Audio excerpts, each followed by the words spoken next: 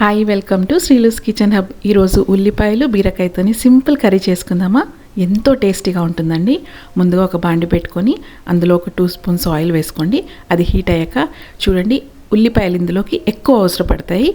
So ఒక 2 కానీ 3 కానీ సన్నగా తరిగి పెట్టుకొని ఇలా వేసేసుకోండి. ఈ కర్రీకి ఇవే టేస్ట్ ఇస్తాయి. సో ఉల్లిపాయలు ఎక్కువ వేసుకోండి. అవి మగ్గిన తర్వాత కొంచెం పసుపు వేసుకొని బాగా కలుపుకొని దాని తర్వాత ఇలా ముక్కలుగా కట్ చేసుకున్న ఫ్రెష్ బీరకాయ ముక్కల్ని అందులో వేసుకోండి. ఈ బాగా కలుపుకున్న తర్వాత మూత పెట్టేసుకొని ఒక 5-10 మినిట్స్ ఉడికించుకోండి. వెజిటబుల్స్ త్వరగా ఉడకడానికి అందరికీ తెలిసిన టిప్ ఏంటి? సాల్ట్ వేయడం. సో మూత తీసేసి కొంచెం సాల్ట్ వేసుకొని మళ్ళీ అవి సాఫ్ట్గా అయ్యేంత వరకు ఉడికించుకోండి. కర్రీ ఉడికిందా లేదా తెలుసుకోవడానికి స్పూన్తోని ఇలా గుచ్చితే విరగాలి, అప్పుడు ఉడికినట్టు. తర్వాత మీ టేస్ట్కి సరిపడా కారం వేసుకొని మళ్ళీ ఒక 5-10 మినిట్స్ సిమ్లో ఉడికించండి. అంతే, మన బీరకాయ ఉల్లిపాయ కర్రీ రెడీ.